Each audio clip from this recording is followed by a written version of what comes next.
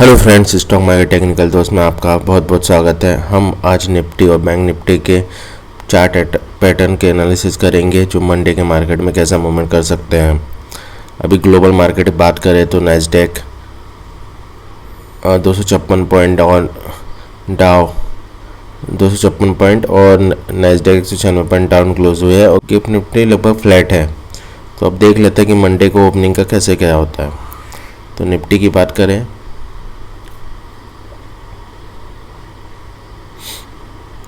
तो निफ्टी ने daily candle में एक ग्रीन कैंडल बनाया। आप देखिए कि एफआईएस एक दिन बेचते हैं एक दिन खरीदते हैं। कल 10,000 करोड़ के आसपास कैश मार्केट में ओवरऑल तो 15,000 के आसपास बिकवाली हुई और कल फिर खरीदारी करी इन्होंने। तो जो बिकवाली कर रहे हैं वो बड़ी कर रहे हैं लेकिन खरीदारी थोड़ी कम कर रहे हैं। लेकिन कल इंडेक्स में इन्होंने ज़्यादा खरीदारी नहीं करी निफ्टी में, सिर्फ इन्होंने स्टॉक फ्यूचर में खरीदारी करी है। तो देखिए ये एक ट्रेंड लाइन के हिसाब से जो डेली कैंडल बन रही है, ये ट्रेंड लाइन का एक रेजिस्टेंस बन रहा है। ये जो एक लाइन बनी है ट्रेंड लाइन, ये एक रेजिस्टेंस जब तक इसके ऊपर ये क्लोजिंग नहीं देता तब तक ये बुलिश साइड में एक बड़ा मूवमेंट देने के तैयार नहीं होगा। और इसका आप एक और चीज़ देखिए, अब मैंने फेवरेट ट्रेसमेंट लगाया जहाँ टॉप से बॉटम बनाया तो उसका लगभग 50% ऊपर क्लोजिंग तो दी है इसने। ये लेवल था 24,800 के आसपास और इसकी क्लोजिंग 24,780 और इसकी क्लोजिंग आ रही है 24,853, मतलब 100 पॉइंट ऊपर क्लोज किया है। तो थोड़ा पॉजिटिव साइड ही है। अब देखते हैं मंडे को कैसा मूवमेंट होता है। और इसका जो सपोर्ट है 24,600 के आसपास है और ऊपर रेजिस्टेंस है 24,900। तो ये 25,000 तक जा सकता है। जो अगर ब्रेक करेगा तो 25,000 तक इमीडिएट इसका एक मूव आ सकता है, नहीं तो ये इसी रेंज में फंसा रहेगा ऊपर नीचे। देखते हैं अब इंटरडे में इसने कैसा मूवमेंट किया। तो इंटरडे की बात करें तो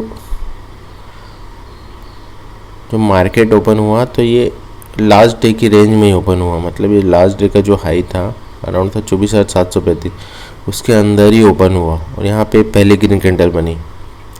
और उसके बाद जो नेक्स्ट ग्रीन कैंडल बनी उसने ये लास्ट डे के हाई को 24,735 के हाई को क्लोज किया थोड़ा, तो ऊपर एक शार्प मूवमेंट आया। फिर यहाँ थोड़ी देर मूवमेंट करने के बाद, ट्रेड करने के बाद करीबन 10:30 बजे फिर एक बड़ी कैंडल बनी। और देखिए जो मैंने ट्रेंड लाइन बताई है वहीं पे जाके इसने रेजिस्टेंस लिया और क्लोजिंग वहीं पे हुई। अब मंडे के लिए हम लोग देख सकते हैं कि मंडे के लिए अगर गैप अप ओपनिंग हुई और गैप अप ओपनिंग होनी चाहिए इस रेंज के ऊपर 24,900 के ऊपर, तो इमीडिएट जो टारगेट है 24,000 मतलब 25,000 तक ये जा सकता है। क्योंकि ये जो ट्रेंड लाइन है ना इसका तोड़ना ज़रूरी है। अगर इसको तोड़ेगा तभी एक ऊपर की तरफ मूवमेंट आ सकता है जो इसको 25,000 तक ले जा सकता है। और ग्लोबल सेंटीमेंट तो नेगेटिव है क्योंकि डाउ जोन्स और नैस्डैक डाउन है, तो हो सकता है कि गैप डाउन ओपनिंग हो। और गैप डाउन ओपनिंग होने के बाद अगर ये 24,800 का लेवल फिर तोड़ा तो फिर इसका बड़ा सपोर्ट नीचे में 24,600 के आसपास है और उसके बाद फिर नीचे 24,450 से 500 ये यहाँ तक जा सकता है। ये सेंटीमेंट फिर बेरिश होगा। अब देखते हैं, कल बाइंग हुई है, अब मंडे को हो सकता है फिर सेलिंग ना हो जाए। अब बात करते हैं हम लोग बैंक निफ्टी की।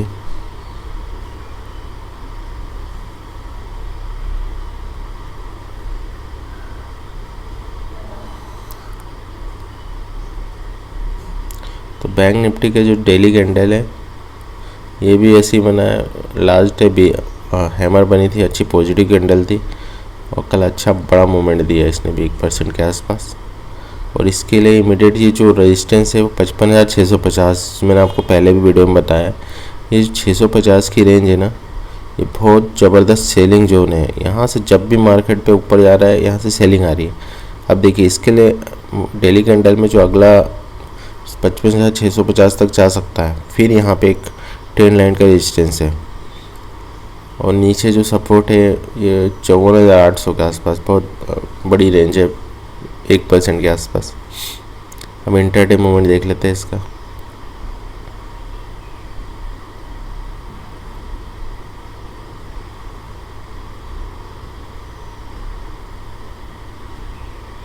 अरे सही भी पॉजिटिव ही है अभी।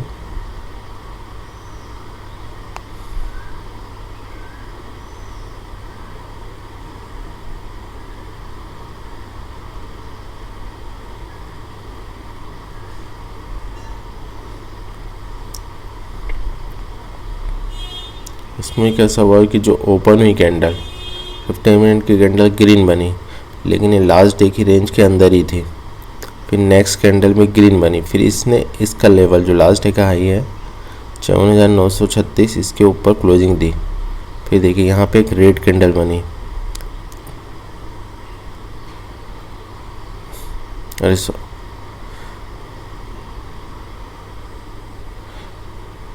फिर यहाँ पे एक रेड कैंडल बनी और इसने लास्ट डे के हाई को तो थोड़े मतलब स्टार्टिंग में लास्ट डे का हाई टूटा। उसके बाद नेक्स्ट कैंडल ने फिर यहाँ थोड़ी देर ट्रेडिंग हुई, फिर अराउंड 10:45 के आसपास फिर ये जो मोमेंट आया है जो लास्ट डे के हाई है, लास्ट डे के हाई के भी पहले, मतलब ये कैंडल इसने तोड़ा 21 मई की कैंडल के पास जाके टारगेट गई वहाँ पे। फिर उसके बाद वहीं इसी रेंज में ट्रेड करती रही और उसके पहले का जो 20 मई का हाई है वहाँ तक नहीं जा पाई है। अब इसका ओपनिंग के ऊपर देखते हैं। अगर ग्लोबल सिनेरियो के हिसाब से अगर गैप डाउन ओपनिंग आई, 50-100 पॉइंट की गैप डाउन ओपनिंग हुई, तो फिर ये नीचे की तरफ इसको सपोर्ट भी 54,900 के आसपास ही है। यहाँ सपोर्ट ले सकता है 54,900। अगर नीचे की तरफ जाएगा फिर एक रिकवरी होकर ऊपर की तरफ जा सकता है।